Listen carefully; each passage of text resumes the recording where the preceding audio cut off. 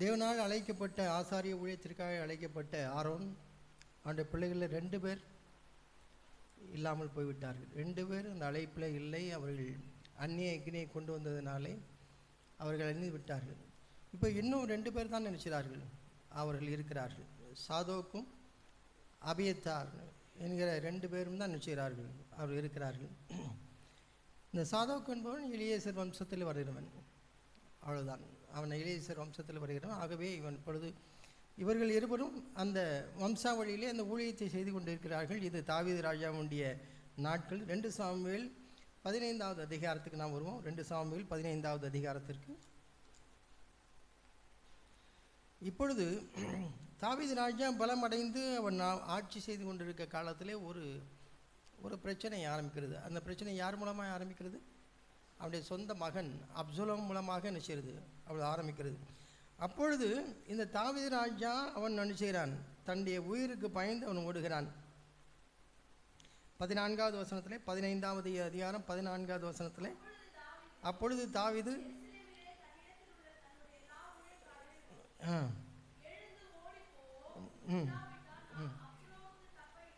ஒரு நெருக்கடியான நிலையில் எழுந்து ஓடிப்போம், இல்லை என்றால் அப்சலோமுக்கு தப்புவதற்கு வேற வழியே இல்லை என்று நினைச்சுகிறான்.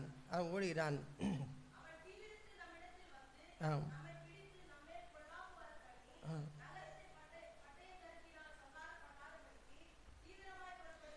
அவன் தீவிரமாய் புறப்பட்டு நாம் வெளியே போவோன்னு சொல்கிறான். அவன் ஒரு அரண்மனையிலே ராஜாவாய் இவ்வளவு நாளும் வாழ்ந்து விட்டான். அப்படிப்பட்ட ஒரு நெருக்கடி வரும்பொழுது இது தன்னுடைய சொந்த மகன் மூலமாக என்ன செய்கிறது, அந்த நெருக்கடி வருகிறது. அந்த நெருக்கடியிலே அது எப்படிப்பட்ட நெருக்கடி என்றால் வாழ்வா சாவா என்கிறது, தனக்கே ஒரு வாழ்வா சாவா என்கிற ஒரு நெருக்கடி. அப்பொழுது தன்னுடைய ஜனங்களோடு புறப்பட்டு நம்ம தீவிரமாய் புறப்பட்டு போவோம் என்று அவன் கால்நடையாய் நடந்து நினைக்கிறார்கள். அவர்கள் வெளியேறுகிறார்கள். அப்படி வெளியேறும் பொழுது அவருடைய தாவீது ராஜா அன்றைய நாட்களிலே அவர் ஆசாரியர்களாக இருந்தது யார்? சாதோக் அபியத்தார் என்பவர்கள். இப்போ 2 பேருமே தேவனுடைய பிள்ளைகளாய் தேவனுடைய ஆசாரியத்தை ஊழியத்தில் பொறுப்புள்ளவராக இருக்கிறார்கள். இப்பொழுது ராஜா புறப்பட்டு அவர் காட்டு வழியாக போகிறார். அவரோடு கூட இருந்த நண்பர்கள், அவரோடு கூட உறுதுணையாக இருந்த அவருடைய ஊழியக்காரர்கள், அவருடைய போர் சேவகர்கள், இவர்கள் எல்லாரும் அவரோடு கூட நினைக்கிறார்கள், நடந்து போகிறார்கள். இப்போ இவர்கள் கூட யாரும் போகிறா? அன்றைய நாட்களில் இருந்த சாதோக்கும் அபியத்தார், அந்த ஆசாரியர் 2 பேருமே போகிறார்கள். இவர்கள் எதை கொண்டு போனார்கள்? இவர்களுடைய நோக்கமெல்லாம் எதில் தான் இருந்தது? தேவனுடைய உடன்படிக்கை பெட்டியில் தான் அவருடைய கவனம் இருந்தது. ஏனென்றால் அதுதான் அவருடைய ஊழியம். ராஜாவை கவனிக்கிறதுக்கு 1000 பேர் இருக்கிறார்கள். ஆனால் தேவனுடைய உடன்படிக்கையை பற்றி கவலைப்படுவதற்கு யார் தான் இருக்கிறார்? ஆசாரியன் தான். நீங்களும் நானும் தான் தேவனுடைய வார்த்தைகளை கவனிப்பதற்கு நாம் என்ன செய்கிறோம்? இருக்கிறோம். இந்த உலகத்தில் சபைகளில் பல அட்மினிஸ்ட்ரேஷன் இருக்குது. அக்கௌண்ட்ஸ் பார்க்குறதுக்கு ஒரு ஆள், பில்டிங் பார்க்குறதுக்கு ஒரு ஆள், இப்படி என்று பல அட்மினிஸ்ட்ரேஷன்லாம் இருக்குது. அதெல்லாம் யாருக்கு? நாம் 1000 பேரை நாம் வைத்துக்கொள்ளலாம். ஆனால் தேவனுடைய உடன்படிக்கை பற்றி பொறுப்பு யார் தான் இருக்கிறது? இன்றைக்கு பல பேர் சபைகளை ராஜாக்களாக இருக்கலாம். அவர்களுக்கு நிறைய வேலை செய்கிறவர்களும் நிச்சயவார்கள் இருக்க முடியும். ஆனால் தேவனுக்கு யார் தான் இருக்கிறார்? நீங்களும் நான் தான். தாவீது ராஜா கவலைப்படுவதை காட்டிலும் அந்த அபியத்தாரும் சாதோக்கும் தான் நினைக்கிறார்கள். இதில் கவலைப்பட்டு அதை சுமந்து கொண்டு போகிறார்கள். இப்பொழுது இந்த நெருக்கடி காலத்திலே அவர் சுமந்து கொண்டு போகிறார்கள். சுமந்து போகும் பொழுது பாருங்கள், 25வது வசனத்தில் ராஜா சாதோக்கை நோக்கி, தேவனுடைய பெட்டியை நீ நகரத்திற்கு திரும்ப கொண்டு போ. நான் எங்கே போகிறேன் என்னது எனக்கே நிச்சயவில்லை. சரி, என்னுடைய பிரயாணம் எப்படி இருக்கும், என்னுடைய எதிர்காலம் எப்படி இருக்கும் என்று எனக்கே நிச்சயாது தெரியாது. ஆனால் தேவனுடைய உடன்படிக்கை பெட்டி எங்கே இருக்கட்டும், அது எருசலேமிலே இருக்க வேண்டும் என்பதற்காக ஆசாரியனாகிய சாதோக்கையும் அபியத்தாரையும் பார்த்து நீங்கள் அதை என்ன செய்யுங்கள், கொண்டு போவுங்கள் என்று சொல்கிறார். இப்போ அதுக்கு பொறுப்பாக யாரை நியமிக்கிறார்கள்? 29வது வசனத்தை பாருங்கள். அப்படியே சாதோக்கும் அபியத்தாரும் தேவனுடைய பெட்டி எருசலேமுக்கு திரும்ப கொண்டு போய் அங்கே, இப்போ ரெண்டு ஆசாரியர்களும் பொறுப்பாக ஊழியம் செய்கிறார்களா? ஊழியம் செய்கிறார்கள். யார்? சாதோக்கும் அபியத்தார். இப்போது அடுத்த கிரைசிஸ் வருகிறது. அடுத்த கிரைசிஸ் வந்து அடுத்த நெருக்கடி யார் மூலமாக வருகிறது? அதோனிஜா. இது இன்னொரு பையன் இல்லையா, தாவீதுடைய இன்னொரு குமாரன் அதோனிஜா. 1 ராஜாக்கள் எடுத்துக்கிடும். 1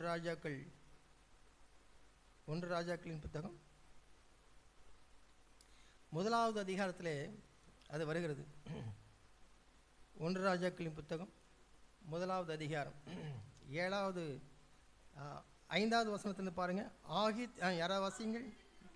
ஆ ஆ ஆ ஆ ம்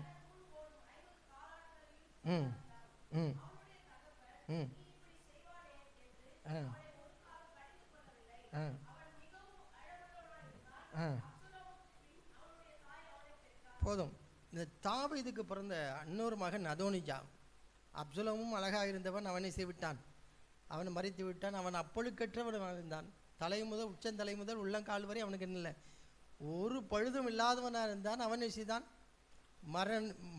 மரணமாகிவிட்டான். அவன் சிலுவையில் அந்த தூக்கு போட்டு செத்தது போல் அவனை செய்தான், அவன் செத்து போனான்.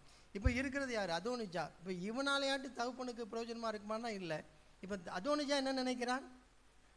அவன் தான் ராஜாவாக வேண்டும் என்பதற்காக அவனை செய்கிறான். இப்போ இவனும் சாமர்த்தியசாலியா? சாமர்த்தியசாலி தான். ஏன்னா அவனும் எப்படி தான் இருக்கான், அவனும் அழகுள்ளவன். அவன் நம்முடைய பாஷையில் போனால் நல்ல திறமை இருக்குது, சபையை நடத்தக்கூடிய நல்ல திறமை இருக்கிறது. இல்லைன்றால் பொது காரியங்களை செய்ய இருக்குது, நல்ல திறமை உள்ளவன். அவன் எல்லா குவாலிஃபிகேஷனும் இருக்கிறது. இப்போ பாருங்கள் 7வது வசனத்தை பாருங்கள். யாராவது வாசியுங்கள். யோவாபோடும் ஆசாரியனாகிய அபியத்தாரோடும் பாருங்க. இப்போ யார் பார்த்துக்கிட்டே இருக்கா? அந்த சாதோக்கும் அபியத்தார் 2 பேரும் ஆசாரியர்கள்.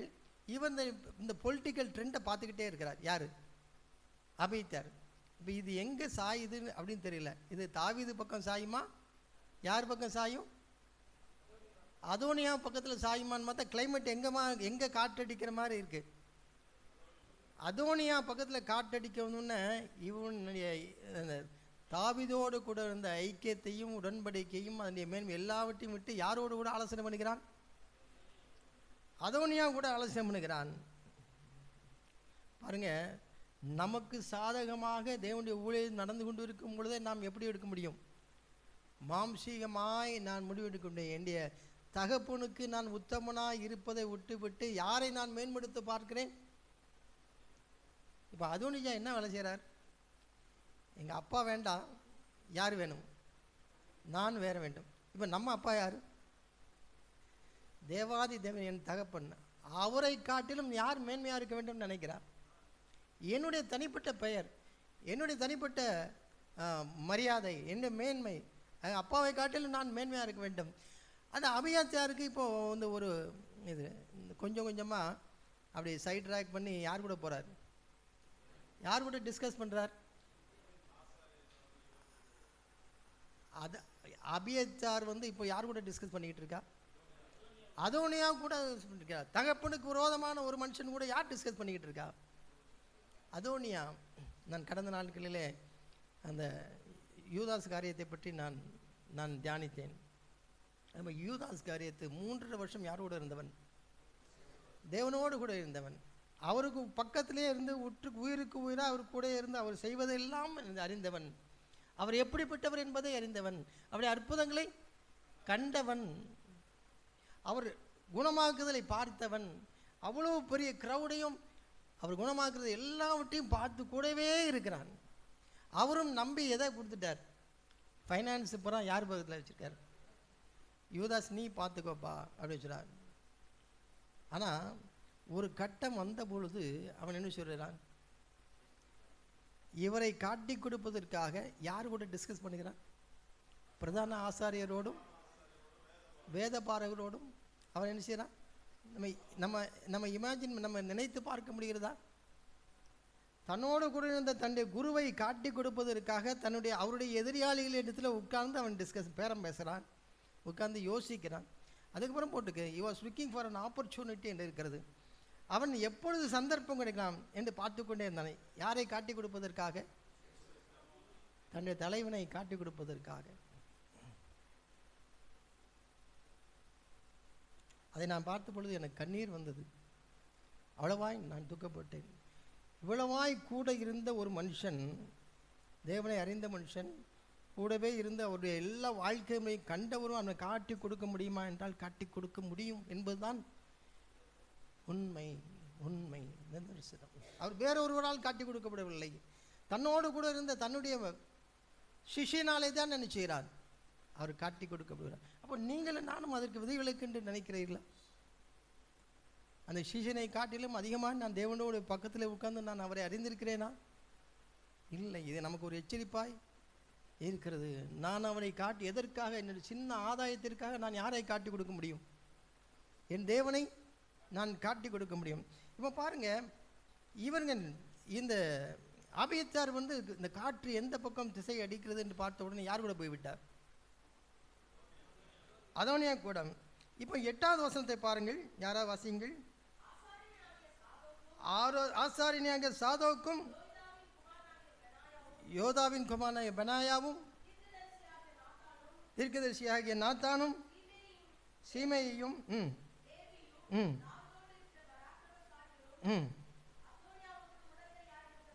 அதோனியாவுக்கு உடந்தையாய் சில பேர் இல்லை. அதுல முதல்ல யார் வர்றா? சாதோக். இவன் கால சூழ்நிலைக்காக மாறுகிறவன் இல்லை, காற்று எந்த திசை அடிக்கிறது என்று பார்ப்பவன் இல்லை. இவனுடைய முழு இதுதான்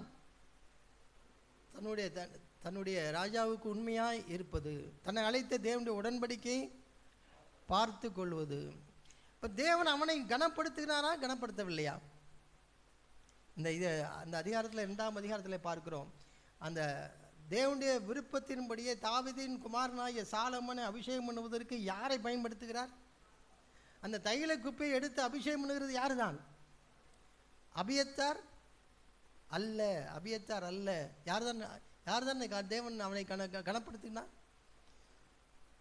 சாதோக்கை கனப்படுத்தி தன்னுடைய விருப்பத்தின்படியே, தன்னுடைய இஷ்டத்தின்படியே, தான் பிரியப்பட்டபடியே சாலமோனை ராஜாவாக்குவதற்காக தேவன் பயன்படுத்தின பாத்திரம் யார்? சாதோக். அப்போ அந்த அபியத்தாருக்கு என்ன ஆனான்? அபியத்தார், தேவனால் அழைக்கப்பட்ட அபியத்தார் என்ன ஆனான்? நாம் அதை 1 ராஜாக்கள் 2ஆம் அதிகாரத்தில் 26, 22 சேர்த்து வாசிங்களேன். 26.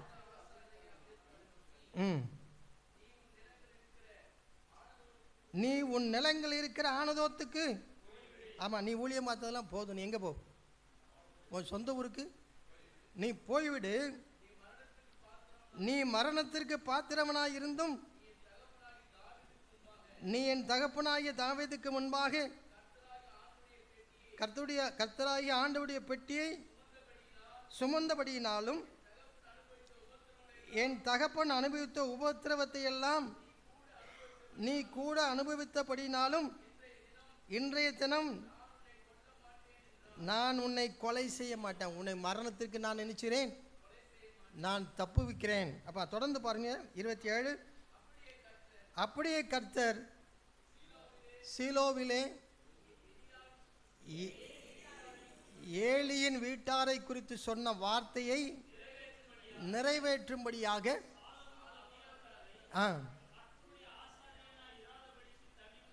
யாரை தள்ளி போட்டார்? அபியத்தாரை தள்ளி போட்டான். அவன் மரணத்திற்கு பாத்திரன். ஆனாலும் எங்க அப்பா கூட நீ சேர்ந்து அவர் கஷ்டப்பட்ட கஷ்டங்களை எல்லாம் நீ கூட சேர்ந்து அனுபவித்தினாலும் நான் ஒன்று நினைக்கிறேன், நான் மரணத்திலிருந்து விடுவிக்கிறேன். பல நேரங்களில் தேவன் நம்மை பார்த்து அந்த வார்த்தையை சொல்ல முடியும்.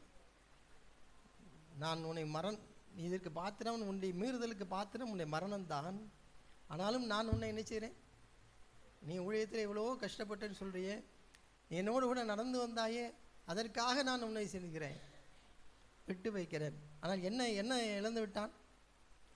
அபிஷேகத்தை இழந்து விட்டான், ஊழியத்தை இழந்து விட்டான். ஆனால் உத்தமமாய் இருந்த சாதோக்கு எதை செய்கிறான்? இன்னும் ராஜாக்களை அபிஷேகம் பண்ணுவதற்கு தேவன் கொண்ட பாத்திரமாய் அவன் இருக்கிறான். இப்போ பாருங்கள், இப்போ 4 பேரில் யார் 3 பேர் காலி. இப்போ யார் மட்டும்தானே இருக்கிறா? இப்போ அழைக்கப்பட்டவர்கள் 4 பேர், ஆனால் மிஞ்சி நிற்கிறது ஒரே மனுஷன்தான். எதற்காக? அவன் தேவனுடைய மகிமையை தேடினான், தேவனுடைய உடன்படிக்கையை தேடினான். தன்னுடைய மகிமை அல்ல, தன்னை ராஜாவாக்கின தன்னுடைய ராஜாவாகிய தாவீதுக்கு உண்மையுள்ளவனாக என்ன செய்தான்? அவன் இருந்தான். இப்போ பாருங்க, எசேக்கியேலின் புத்தகம் 44வது அதிகாரம். எசேக்கியேலின் புத்தகம் 44வது அதிகாரம் 15வது வசனத்தில் வாசிங்க. யாராவது எடுத்தவர்கள் வாசிக்கலாம். 44:15. இஸ்ரவேல் புத்திரரே, என்னை விட்டு வழிதப்பி போகையில் என் பரிசுத்த ஸ்தலத்தின் காவலை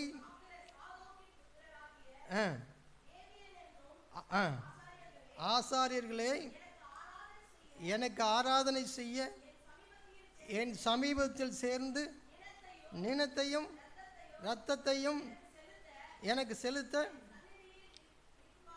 என் சந்நிதியில் நிற்பார்கள் என்று கர்த்தராகிய ஆண்டவர். பாருங்க, இது ஃபைனல், இது முடிவுரை எழுதுகிறாங்க. முடிவுரை எழுதும்போது இது புதிய பூமி, புதிய உலகம். அந்த புதிய ஆலயம் கட்டப்படுகிற பொழுது ஆண்டவர் சொல்கிறார், புதிய ஆலயத்தில் கட்டப்படும் பொழுது இங்கே பாரு, உன்னைய போல் அழைக்கப்பட்டவங்க எத்தனையோ பேர் இருக்கிறாங்க. அவங்கெல்லாம் எந்த ஊழியத்தை செய்யட்டும்? வெளிப்பிரகாரத்தில் இருக்கிற லேவியின் புத்திரர் எல்லாரும் எந்த வேலையை செய்யலாம்? வெளிப்பிரகாரத்தில் இருக்கிற எல்லா ஊழியத்தையும் செய்யலாம். ஆனால் என்னை ஆராதிப்பதற்கு, என்னுடைய சமூகத்தில் நிற்பதற்கு நான் யாரை மாத்திரம்தான் தெரிந்து கொள்வேன்? சன்ஸ் ஆஃப் சேடாக், சாதோக்கின் புத்திரன். அவனுடைய சந்ததி என்ன செய்யவில்லை? ஒளியவில்லை. அவனுடைய சந்ததி தேவனை பின்பற்றியே போனார். அதை தேவனை யார் பார்த்து கொண்டே இருந்தார்? தேவன் பார்த்து கொண்டே இருந்தார். பார்த்து கொண்டு சொல்கிறார், எப்பா இந்த ஊழியத்தில் பின்னால் அங்கங்கே பல வேலைகள் இருக்குது, அதெல்லாம் யார் செய்யட்டும்? நீ அதை வீட்டில் போய் வாசித்து பாருங்கள். அந்நிய வெளியரங்கமான ஊழியங்கள் எல்லாரையும் அவர்கள் செய்யட்டும். ஜனங்களுக்கு செய்ய வேண்டிய பல கடமைகள் இருக்குது, அதெல்லாம் யார் செய்யட்டும்? லேவியின் புத்திரர் இருக்கிறார்கள். அதான் உன்னைய மாதிரியே ஊழியத்தில் அழைக்கப்பட்டவர்கள் அவர் இருக்கிறாங்க. அவங்கெல்லாம் செஞ்சுட்டு போகட்டும். ஆனால் என்னோடு கூட இருப்பதற்கு நான் யாரைத்தான் தெரிந்து கொள்வேன்? அவன் மாத்திரம்தானே இருக்கட்டும். அவன் தான். அருமையான சகோதர சகோதரிகளே, இப்போ நாம் மனுஷருக்கு ஊழியர்களாக இருக்க போகிறோமா, இல்லை என்றால் தேவனுக்கு என்று ஊழியர்? எது பிரதானமாய் நமக்கு இருக்கிறது? ஒரு கூட்டம் ஜனங்கள் மனுஷருக்கு ஊழியம் செய்கிறதுக்கு ஆயத்தமாய் இருக்கிறார்கள். அவர்கள் இருக்கட்டும் என்று ஆண்டவர் சொல்லிவிட்டார். அவர்கள் இருக்கட்டும். ஆனால் எனக்கு ஊழியம், என்னுடைய சமூகத்தில் இருப்பது யார் தான் இருக்க வேண்டும்? சாதோக்கை போல உண்மை உள்ளவர்களாக யார் இருக்கிறார்களோ அவர்கள்தான். அவர்கள் மாத்திரமல்ல, அவர்கள் சந்ததியாய் எனிஷியும் அவர்கள் புதிய எருசலேமிலே, புதிய ஆலயத்திலே அவர்கள் செய்வார்கள், தேவனை ஆராதித்து கொண்டிருப்பார்கள். இப்போ நாம் சாதோக்கின் ஊழியரா, இல்லை என்றால் அபியத்தார் ஊழியக்காரர்களா? இங்கே சொல்லும் பொழுது அபியத்தாரை நீக்கும் பொழுது அவர் சொல்லுகிறார், அந்த வசனத்தில் என்ன மாஸ்டமே ஏலியின் காரியத்தில் சொன்னார். 1 ராஜாக்கள், அதை எடுத்துக்கொள்ளலாம். அதை நான் சொல்ல விரும்புகிறேன். 1 ராஜாக்கள் 2ஆம் அதிகாரம் 27வது வசனம். அப்படியே கர்த்தர் சீலோவிலே ஏலியின் வீட்டாரை குறித்து சொன்ன வார்த்தையை நிறைவேற்றும்படியாக சாலமோன் அபியத்தாரை நினைத்துவிட்டான், ஆசிரியராக இருக்கிவிட்டான். அப்போ ஏலிக்கு அவர் என்ன சொன்னார்? ஏலியுடைய பிள்ளைகளை ஏலி அடக்காமல் அவர்களும் அக்னியில் என்ன செய்தார்கள்? அந்த பலிபீடத்தில் இருக்கிற பலியில் என்ன செய்தார்கள்? துன்மார்க்கமாய் நடந்து ஆணவமாய் நடந்ததுனாலே யாரை பதவியிலிருந்து வெளியெடுத்து விட்டார்? ஏலியின் பிள்ளைகளை என்ன செய்து விட்டார்? அவரை விட்டார். இப்போ அப்பொழுதே சொன்னார் ஏலியினத்தில், உன் சந்ததியில் யாரும் இருக்க முடியாது, ஊழியம் இருக்க முடியாது, ஆசாரியன் இருக்க முடியாது. பல ஆண்டுகளுக்கு முன்பாக சொன்னப்பட்ட அந்த வார்த்தை நிறைவேற்றும்படியாக யாரை எடுத்து விட்டார்? அபியத்தர். இவன் அபியத்தர் எந்த வழியில் வருகிறவன்? ஏலியுடைய வம்சாவளியிலே என்ன செய்கிறான்? வருகிறான். அப்போது வம்சமாய் சந்ததியாய் என்னுடைய நடக்கையின் மூலமாக நான் ஜனங்களை ஆசீர்வதிக்க முடியும், நான் எதையும் கொண்டு வர முடியும். தேவனை மீறுகிற அந்த மீறுதலையும் நிச்சய முடியும், கொண்டு வர முடியும். அருமையான சகோதர சகோதரிகளே, நம்ம எல்லோருமே நான் முதல்ல சொல்லப்படி ராஜாக்களும் ஆசாரியர்களுமாய் நாம் நினைச்சிருக்கிறோம், அழைக்கப்பட்டிருக்கிறோம். ஆனால் ஒரு நாளும் நாம் எதுவாய் மாறிவிடக்கூடாது, நாதாபும் அபியும் போல மாறிவிடக்கூடாது. பின்பாக அபியத்தாரை போலவும் நான் நினைச்ச முடியாது, நான் மாறிவிடக்கூடாது. நானும் என்னுடைய குடும்பமும் என்னுடைய சந்ததியும் நான் யார் ஊழியத்தை செய்ய வேண்டும்? மனுஷருக்கு ஊழியம் செய்கிறவர்களாக அல்ல, தேவனுடைய சந்ததியிலே தேவனுடைய பிரசன்னத்திலே ஊழியம் செய்யும்படியான ஒரு கிருபையை நாம் என்ன செய்ய வேண்டும்? நாம் பண்ணணும். அது மாத்திரம் போதுமா சகோதரர்களே? சொல்லுங்க, அது மாத்திரம் போதுமா? தேவனுக்கு முன்பாக வாழ்கிற அந்த ஒரு வாழ்க்கை, அவருக்கு ஊழியம் செய்கிறது போதும். நாம் எதையும் நாம் நினைக்கிறோம், மற்றதெல்லாம் நமக்கு தேவை என்று நினைக்கிறோம். தேவனை எல்லாவற்றையும் என்ன செய்வார்? கூட கொடுப்பார். ஆனால் முதலாவது தேவனுடைய ராஜ்யத்தையும் அவருடைய நீதியையும், அப்பொழுது நமக்கு எல்லாவற்றையும் கூட கொடுப்பார். நான் இந்த நாளிலே நான் உங்களோடு பேசும்பொழுது நான் உங்களுக்கு அதே ரீதியை நான் உண்டு பண்ண விடவில்லை. தேவனுடைய வார்த்தைகளின் மூலமாக நாம் எச்சரிப்படைந்தவர்களாக நாம் இந்த கூட்டத்தில் நாம் செய்ய வேண்டும். நாம் வெளியே போகிற நல்ல தீர்மானங்களை எடுத்தவர்களாக, தேவனுக்கு முன்பாக நான் ஊழியத்தை செய்ய போகிறேன், நான் மனுஷன் முன்பாக இந்த ஊழியத்தை நான் செய்ய போகிறேன், நல்ல தீர்மானம் எடுத்தவர்களாக இந்த இடத்தை விட்டு நாம் நினைச்ச வேண்டும், நான் கடந்து போக வேண்டும். தேவன் நம்மை அன்புள்ளவராக இருக்கிறார், நம்மை நேசிக்கிறவராக இருக்கிறார். சங்கீத புத்தகத்தில் நான் ஒரு வசனத்தை நான் உங்களுக்கு வாசிக்கிறேன். 3ஆம் அதிகாரம் 3வது வசனத்தை பாருங்கள். யாராவது வாசிங்க. சங்கீதம் 3ஆம் அதிகாரம் 3வது வசனம்.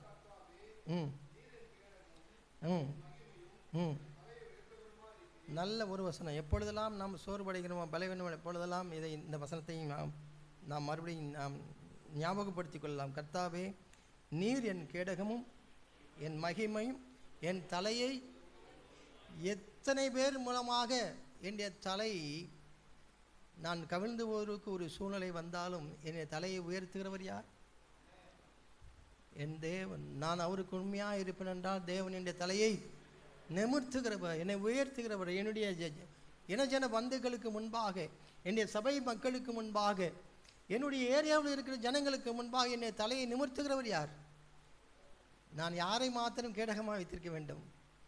அவரை நான் கேடகமாக வைத்திருப்பேன் என்றால் அவரை என்ன செய்வார்? உயர்த்துவார். மார்க் எழுதின சுவிசேஷம் 10வது அதிகாரம் 32வது வசனம்.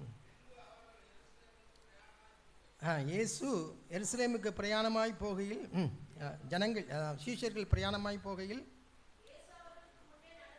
இயேசு அவர்களுக்கு முன்னே நடந்து போனார். அவர்கள் திகைத்து அவருக்கு பின்னே பயத்தோடு போனார்கள். அப்பொழுது அவர் 12 அழைத்து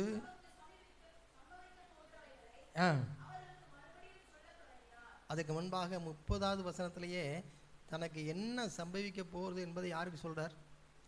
சீஷருக்கு சொல்கிறார். இந்த சீஷர்கள் எல்லோரும் அதை கேட்ட உடனே எப்படி இருக்கிறார்கள்? துக்கமாக இருக்கிறார்கள், பயப்படுகிறார்கள், திகைக்கிறார்கள்.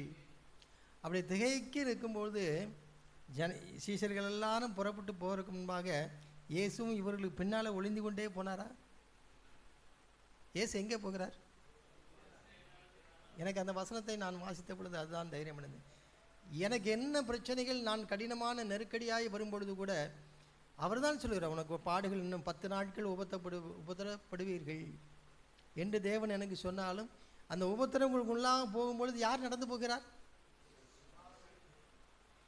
எனக்கு நமக்கு எத்தனை நெருக்கடி வந்தாலும் நான் தேவனுடைய பிள்ளையாய் உண்மையாய் அவருக்கென்று நான் வாழ்கிறவன் என்றால் நெருக்கடிகள் வராமல் இருப்பது முடியாத ஒரு காரியம், இடரல் வராமல் இருப்பது முடியாத காரியம். ஆனால் எனக்கு முன்பே யார் நடந்து போகிறார்? இயேசு. அதாவது அந்த கற்பனை பண்ணி பாருங்கள், எனக்கு எவ்வளோ பிரச்சனை இருக்குன்னு சொல்கிறார், ஆனால் நடந்து போகும்போது எனக்கு முன்னாடி யார் போகிறார்? ஆமாம், நான் பயந்து தான் போகிறேன், ஆனால் எந்த செக்யூரிட்டி இருக்குது? அவர் போகிறார் என்கிற பாதுகாப்பிலே நான் பின்னி பாய்ந்திருக்கிறேன். இவைகளெல்லாம் நமக்கு தைரியத்தை செய்ய வேண்டும், நம்ம உண்டாக்க வேண்டும். நான் உண்மையாய் நான் அவரோடு வாழுகிற ஒரு மனுஷனாய் நான் இருப்பேன் என்றால் எபிரேயர் 12ஆம் அதிகாரத்தில் நான் சொல்லி நான் முடிக்க விரும்புகிறேன். இன்றைக்கி எபிரேயர் 12ஆவது அதிகாரம்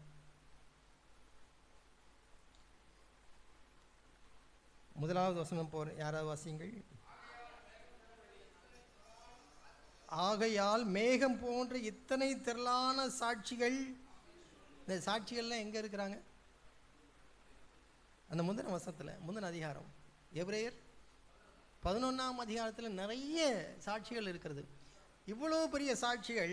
இப்போ இந்த மேகம் போன்ற இத்தனை சாட்சிகள் நம்மை சூழ்ந்து கொண்டு இருக்க, பாரமான யாவற்றையும்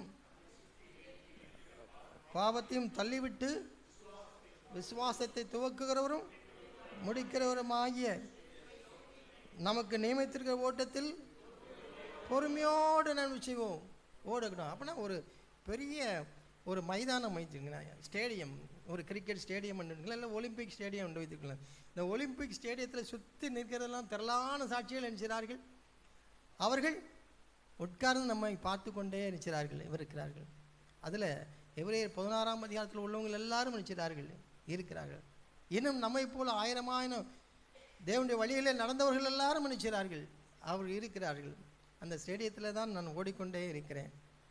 நான் யாரை பார்த்து ஓட வேண்டும் என்று பார்க்கிறார். எனக்கு முன்பாக விசுவாசத்தை, என்னுடைய விசுவாசத்தை துதவுக்குன்னு பார்த்து நான் என்ன செய்கிறேன்? ஓடிக்கிறேன். அப்போ நான் தனிமையாய் ஓடவில்லை.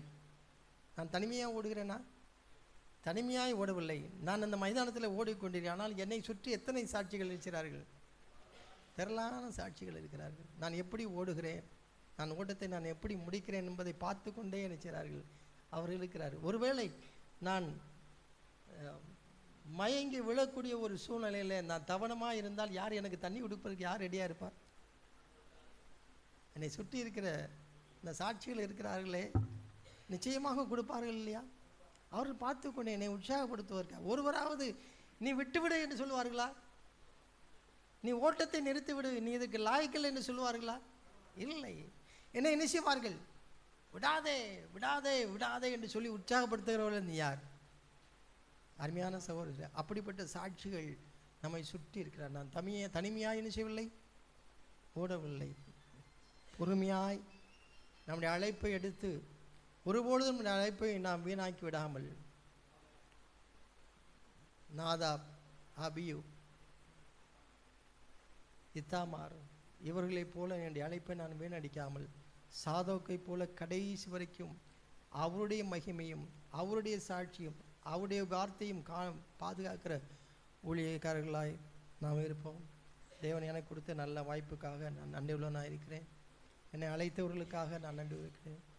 தேவன் நமக்கு உதவி செய்வாராக. ஆமென்.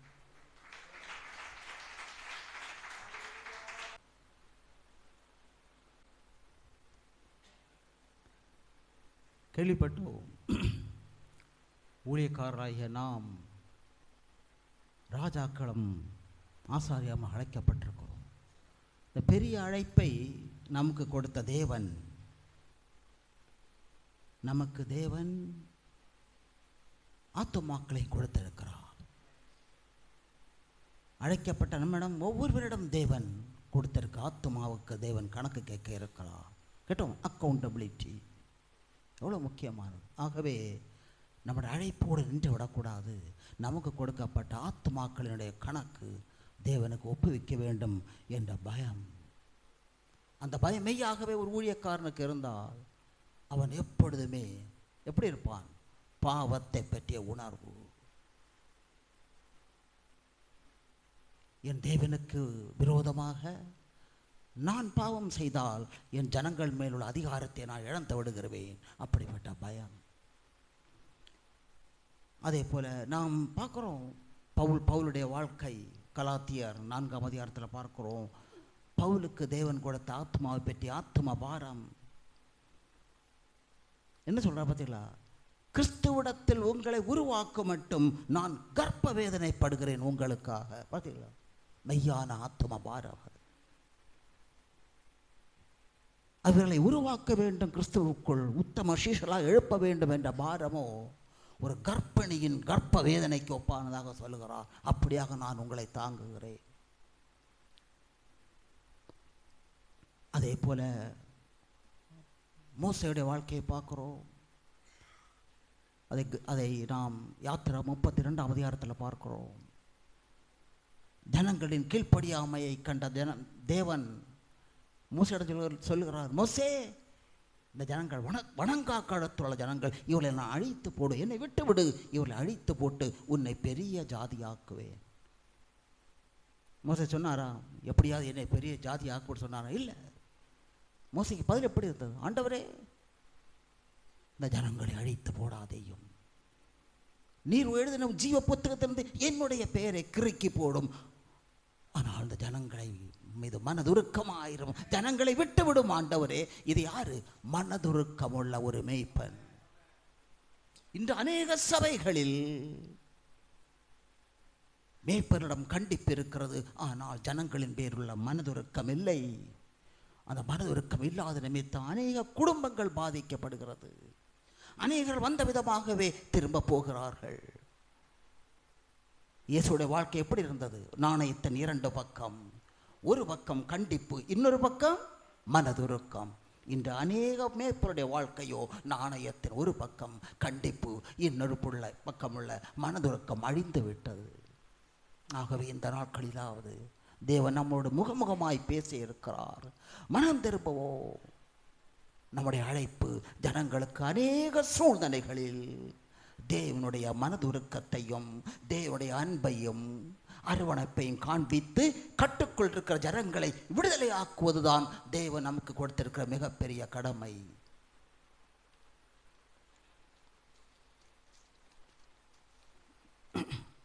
ஜனங்களுடைய கேட்டோம்ல, தேவன் ஒரு மேய்ப்பனுடைய பாவத்தையும் ஜனங்களின் பாவத்தை எப்படி பார்க்கிறார்? அதான் முக்கியமான காரியம். ஆசாரியனை பார்த்தது போல தேவன் பழைய ஏற்பாடு ஜனங்களை பார்க்கவில்லை. ஜனங்கள் வனாந்தரத்தில் திரும்ப திரும்ப பாவத்தை செய்து பாவத்திலே விழுந்தார்கள். பொறுமையாயிருந்த தேவன் மோசே ஆசாரியன் மேய்ப்பன் ஒரே ஒரு தவறை செய்தான். என்ன செய்தான்? உடனே அவனை தண்டிக்கிறார். தெரிகிறதா? ஒரு ஆசாரியனுக்கும், அதாவது ஒரு மேய்ப்பனுக்கும் சாதாரண ஒரு பிலிவருக்கு உள்ள வித்தியாசம். ஆகவே நமக்கு கொடுக்கப்பட்டிருக்கிற கடமை தொடர்ந்து பாவத்தை பற்றி உணர்வு, சொல்லிலும் செயலிலும் சிந்தையிலும். ஆண்டவரே, நான் தவறக்கூடாது ஆண்டவரே, என் வார்த்தையிலும் என் செயலிலும் என் சிந்தையிலும் உம்மை நான் காண்பிக்கணும். எவ்வளவு களவாய் ஒரு மேய்ப்பன் உணர்வுடையவனாயிருப்பானோ, நிச்சயமாக சொல்கிறேன், அங்கே இருக்கிற ஜனங்கள் விசுவாசிகள் பாவம் செய்த பயப்படுவார்கள். ஆனால் மேய்ப்பனுக்கு பாவத்தை பற்றி உணர்வில்லை என்றால் நான் சொல்கிறேன், மெய்யாகவே அவர்களும் பாவத்தை பற்றி உணர்வற்றவர்களாய் இருதய கடினம் உள்ளவர்களாய் இருப்பார்கள். தாய் 8 அடி பாய்ந்தால் குட்டி 16 அடி பாயும். தேவனால் உங்களுக்கு கொடுக்கப்பட்ட விசுவாசிகளின் ஆத்துமாக்களை பரிசுத்தமாக காத்துக்கொள்ள வேண்டுமா? மேய்ப்பனுக்கு பாவத்தை பற்றிய உணர்வும் நடுநடுக்கவும் இருந்தால் அந்த ஜனங்களை காப்பாற்ற முடியும்.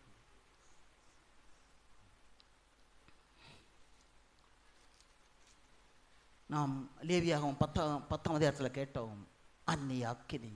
அதை பற்றி சகோதரன் ரொம்ப விளக்கமாக சொன்னார். முக்கியமான காரியம் இந்த அந்நிய அக்கினி என்பது இன்று சபைகளில் எவ்வளோ உதாரணத்தோடு சொன்ன பார்த்தீங்களா? இந்த ஃப்ளட் லைட், மியூசிக், அநேக உபகரணங்களினால் அனலை மூட்டுகிறார்கள். நினைத்து பாருங்கள். யாத்திராம 3ஆம் அதிகாரத்தில்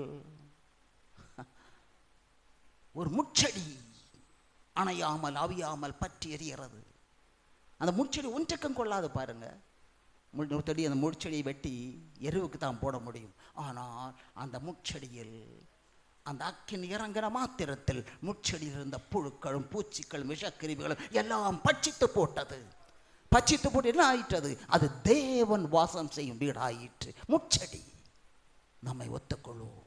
நாம் மேய்ப்பர்களாக இருந்தாலும் தலைவர்களாக இருந்தாலும், ஆண்டவரே, நான் ஒன்றுக்கும் கொள்ளாத முச்செடி, நான் வெட்டி எருவுக்கு போடக்கூடிய முட்கெடி, இந்த நாளிலும் அக்கினி இறங்கட்டும். இறங்கி எனக்குள் இருக்கிற புழு பூச்சி விசக்கிருமிகளுக்கான ஒப்பான சகலவற்றையும் ஆண்டவரே ஆவியானவரே பட்சித்து போடும் ஆண்டவரே.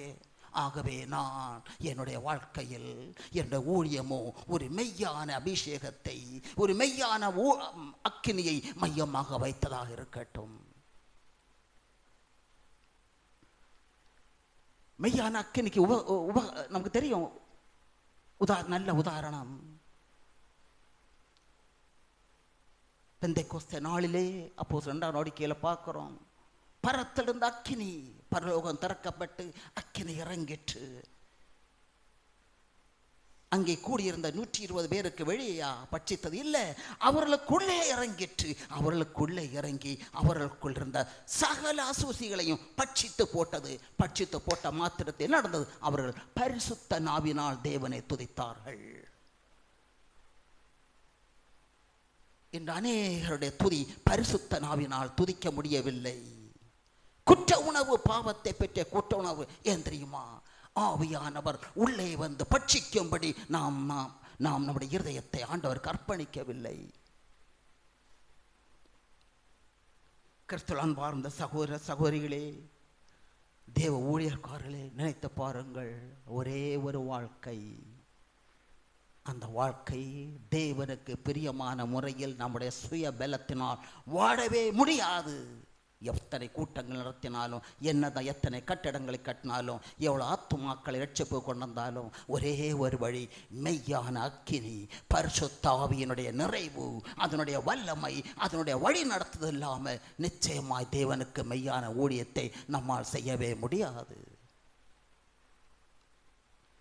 நான் கேட்டோம், சொப்பனம். அநேக கிறிஸ்தவர்கள் தங்களுடைய தேவ பக்தியை சொப்பனம் சொப்பனம் என்று சொல்லியே தேவ பக்தி ஜனங்களுக்கு காட்டுகிறார்கள். நான் சொல்வது முழுக்க முழுக்க உண்மைக்கு புறம்பானது. சொப்பனம் என்பது பழைய ஏற்பாடோடு முடிந்துவிட்ட கதை. புதிய ஏற்பாடு நமக்கு சொப்பனம் தேவையில்லை. ஆண்டவர் சொல்லுகிறார், பழைய ஏற்பாடில் என் தீர்க்கதரிசிகள் சொப்பனத்திலும் தரிசனத்திலும் என்னோடு பேசினார்கள், ஆனால் என் தாசனாகிய மோசே என்னிடம் முகமுகமாக பேசினார். ஆகவே புதிய ஏற்பாடில் நாம் அழைக்கப்பட்டிருக்கிறதோ தேவனோடு முகமுகமாக பேசுவதற்கு. அதுதான் பரிசுத்த ஆவியானவர் நமக்கு உள்ளே வந்து வாசம் பண்ணுகிறார். மோசே தேவனோடு பேசுறவளை முகமுகமாய் பேசினான், ஆனால் தூரமாய் நின்று பேசினான். ஞாபகம் இருக்கிறதா? ஆனால் பரிசுத்த ஆவியானவர் நமக்கு உள்ளே வந்து வாசம் செய்யும் போது நமக்கு உள்ளே இருந்து நம்மளுடனே பேசுகிறார். அதை விட நாம் அதிக பாக்கியவான்கள். ஆகவே இந்த நாட்களிலாவது நான் சொல்கிறேன், அநேக ஊழியர்கள் இந்த வார்த்தையை நான் கேட்டிருக்கிறேன். சொப்பனம் கண்டேன், சொப்பனம் கண்டேன், சொப்பனம் கண்டேன், தங்களை ஏமாற்றிக் கொள்கிறார்கள். புதிய ஏற்பாடு என்ன சொல்லப்படுகிறது? பரிசுத்த ஆவியானவர் நமக்குள்ளே வருகிற வேளையில் பழைய ஏற்பாடில் ஒரு சில தீர்க்கதரிசிகள் மட்டும் தரிசனம் சொன்னார்கள், தரிசனத்தை கண்டார்கள், சொப்பனம் பேசினார்கள். புதிய ஏற்பாடில் நாம் எல்லோரும் தாம் தீர்க்க தரிசனம் சொல்ல முடியும். ஏனெனில் ஒவ்வொருக்குள்ளும் ஆவியானவன் நீங்கள் விரும்பினால் அவர் நமக்குள் வந்து வாசம் பண்ணுவார். நாம் அல்ல, நமக்குள் வாசம் செய்கிற ஆவியானவரே தீர்க்க தரிசனம் பேசுகிறார். செத்து விடுவோம் இந்த சொப்பனத்திற்கு. அநேகர் தங்களை ஏமாற்றிக் கொள்கிறார்கள். கிறிஸ்துவின் அன்பார்ந்த சகோதர சகோதரிகளே, அதே போல எசக்கியேல் 44ஆம் அதிகாரம் எனக்கு பிடித்த ஒரு வசனம். அது சகோதரன் சொன்னார் 15ஆம் வசனத்தில், சாதோக்கின் புத்திரர்கள் பார்த்தீங்களா? சாதோக்கின் புத்திரர்கள் யாருக்கு ஊழியம் செய்தார்கள்? லேவியர் ஊழியம் செய்தார்கள். அதில் லேவியரிலிருந்து பிரித்தெடுக்கப்பட்ட சாதோக்கின் புத்திரர்கள் தேவனுக்கு அவர் சமூகத்தில் அவருக்கு நெருக்கமாக சென்று அவரை ஆராதித்து ஊழியம் செய்தார்கள். அதான் முக்கியம். ஆனால் லேவியர்களோ தேவனின் நாமத்தினாலே ஜனங்களுக்கு ஊழியம் செய்தார்கள். எந்த ஊழியத்தை நீங்கள் பார்க்கிறீர்கள்? முக்கியமான ஒரு காரியம், ஒரு மேய்ப்பன் அவனுடைய ஊழியம் வல்லமையாக இருக்க வேண்டுமா? அவனிடம் இருக்கிற குணாதிசயம் தெரியுமா? அதிகமாய் தனிப்பட்ட வாழ்க்கையில், த இன்னர் லைஃப், த உள்ளான வாழ்க்கையில் அவன் தேவனை அதிகமாக ஆராதிப்பான். உள்ளே ஆராதனை, வெளியே ஊழியம். பார்த்தீங்களா? எவ்வளவுக்கு எவ்வளவாய் உள்ளே தேவனை ஆராதிக்கிறோமோ, ஆராதிக்க நம்முடைய வெளியான ஊழியமோ தேவனை மையமாக வைத்ததாக இருக்கும். ஆவியானவரே நம்முடைய வாயோடு வாயாக இருந்து அவர் பேசுவார். நான் ஒரு காரியத்தை சொல்லுகிறேன். அநேக தேவனுடைய ஊழியக்காரர்கள், இது சென்ற கூட்டத்தில் கூட நான் பேசினேன், அதை திரும்பவும் பேசுகிறேன். ஆராதனை என்றால் என்ன என்று இன்னும் தெரியாமல் இருக்கிறார்கள். ஞாயிற்றுக்கிழமை இங்கே என்று நடத்துவது ஆராதனை அல்ல. ஜனங்களை வைத்துக்கொண்டு ஞாயிற்றுக்கிழமை இங்கே நின்று நீங்கள் செய்வது ஆராதனை அல்ல. இங்கே ஞாயிற்றுக்கிழமை இந்த இடத்தில் நின்று நீங்கள் செய்வதோ தேவனை துதித்து தோத்தரித்து நன்றி சொல்லுகிறீர்கள். ஆராதனை ஆராதனைக்கு இதற்கும் மிகப்பெரிய வித்தியாசம். வேதத்தில் பார்க்கிறோம், ஒரு சில தேவ மனுஷர்கள் தேவனை ஆராதித்து தேவனோடு நெருக்கமாயிருந்தார்கள், தேவனோடு சஞ்சரித்தார்கள். ஆராதனை என்றால் துதிப்பது வேறு, திறம் செய்வது வேறு, நன்றி சொல்வது. ஆராதனை என்று சொல்வது, ஒரு மனுஷன் தன் சுயம் எது விரும்புவதோ, தன் சுயம் விரும்புவதை மறுதலித்து தன்னையே தேவனுக்கு அர்ப்பணிப்பதுதான் ஆராதனை. ஞாபகம் இருக்கிறதா? ஆபிரகாம் ஏகபுத்திரன், நித்திய உடன்படிக்கைக்கு படி கொடுக்கப்பட்ட ஏகபுத்திரனா ஈசாக்கே இரசனான். ஏகசுதனும் ஏகபுத்திரன் அதிகமாய் உயிருக்கூறா நேசித்தான். அங்கே அவனுக்கு தேவன் ஒரு சோதனையை கட்டளையிட்டார். என்ன செய்தான்? தன் சுய முழுவதையுமே அவன் மறுதலிக்கிறான். தன் முழு இருதயத்தோடு நேசித்த ஏகசுதனும் ஏகபுத்திரனாகிய ஈசாக்கை அவன் பலிபீடத்தில் கொண்டு தேவனுக்கு பலி எடுக்கிறான். தன் சுயம் முழுவதுமாய் அவனை விரும்பிட்டு சுயத்தை மறுதலித்து தேவனுடைய வார்த்தையை கீழ்ப்படிந்து அதை தேவனுக்கு பலியிடுகிறான். இதுதான் மெய்யான ஆராதனை. ஒரு மேய்ப்பன், நான் சொல்லுகிறேன், அநேக நேரங்களில் மனர்ந்துபடாதீர்கள், ஒரு மேய்ப்பனிடம் தேவன் விரும்புவது 2 காரியங்கள். ஒன்று, தன்னுடைய சரீரத்தை பரிசுத்தமும் பிரியவுமான ஜீவ பலியாக தேவனுக்கு அர்ப்பணிப்பது ஒன்று. இரண்டாவது என்னது? தன்னுடைய நேரத்தையோ வீணாக்காமல் நேரத்தை, ஒவ்வொரு நிமிடத்தையும் தேவனுக்காக அர்ப்பணிப்பது. இது 2 தான் தேவன் அதிகமாக ஒரு மெய்ப்பிரன் எதிர்பார்த்து கொண்டிருக்கிறார். உண்மையான பலி. பார்க்கிறோம், சாத்தான் நம்மளை தூண்டி விடுவதே நம்முடைய நேரத்தை. பார்த்திருக்கீங்களா? நேரத்தை வீணாக்குவதற்கு பலவிதமான நமக்கு சிற்றின்பங்களை உண்டு பண்ணுகிற, ஒரு இன்பத்தை தருகிற அநேக காரியங்களில் நம்மளை ஈடுபடுத்துவான். மேய்ப்பனோ இது எது? தன்னுடைய சுயம் விரும்புகிறது. உண்மையான மேய்ப்பு என்ன பண்ணுவான்? அந்த சுயத்தை விரும்புவதை மறுதலிக்கிறான். மறுதலித்து தன்னையும் தன் நேரத்தையும் ஆண்டவனுக்கு அர்ப்பணிக்கிறான். இவன் தேவனை ஆராதிக்கிறான். இந்த மேய்ப்பன் தேவனை ஆராதிக்கிற நிமித்தம் இவனுடைய ஊழியத்தில் முழுக்க ஆண்டவர் இவனை பின் நின்று தாங்குகிறார். ஆகவே இந்த நாட்களிலாவது நான் சொல்லுகிறேன், ஊழியம் என்பது வெளியான காரியம், ஆராதனை என்பதோ ஒரு மேய்ப்பனுடைய உள்ளான காரியம். உள்ளான வாழ்க்கை உண்மையாயிருந்தால் வெளியான வாழ்க்கையில் நம்மை தேவனை பிரகாசிக்க பண்ணுவார். அப்படிப்பட்ட மேன்மையான வாழ்க்கைக்கு நம்மை அழைத்திருக்கிறார். ஆகவே நாம் நடித்திரு நாளில் ஒன்றை பார்ப்போம். நம்முடைய ஒரு மனுஷனுடைய உள்ளான வாழ்க்கை, ஒரு வெளியான வாழ்க்கை. உள்ளான வாழ்க்கை சிறிதாக இருக்கலாம், வெளியான வாழ்க்கை ஊழியம் என்ற பெயரில் அநேக காரியங்களை செய்திருக்கலாம், மறந்து விடாதீர்கள். ஆனால் நடுத்திரு நாளில் அதிகமாக நீங்கள் ஒப்புவிக்க வேண்டிய காரியம் தெரியுமா? உங்களுடைய உள்ளான வாழ்க்கை. ஏனெனில் உள்ளான வாழ்க்கையோ அது மறைந்திருக்கிறது. மனுஷனுக்கு நீங்கள் மறைத்து விட்டீர்கள், தேவனுக்கு மட்டும்தான் வெளிச்சம். வெளியான வாழ்க்கை அநேக காரியங்கள் ஜனங்களுடைய பார்வைக்கு சென்றுவிட்டது. ஆகவே இந்த நாட்களிலாவது நான் சொல்கிறேன், ஒரு மெய்யான ஊழியம் அதிகமாக பயப்படுவதோ தன்னுடைய உள்ளான வாழ்க்கை.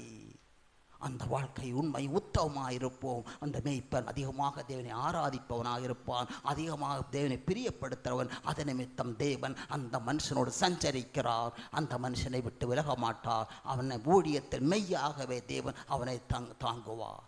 அந்த மனுஷனுடைய ஊழியத்தில் அன்னை அக்கினியை எந்த சூழ்நிலையிலும் பார்க்கவே முடியாது. மெய்யான அக்கினியை அவன் குடும்பத்திலும் சரி, அவன் இருக்கிற சபையிலும் சரி, மெய்யாகவே ஆண்டவர் வந்து வாசம் செய்வார் அவனோடு. அப்படிப்பட்ட வாழ்க்கையை நாம் வாஞ்சிப்போம். இருதயத்தின் தாகத்தை ஏற்று நடத்துகிற தேவன். ஆமென்.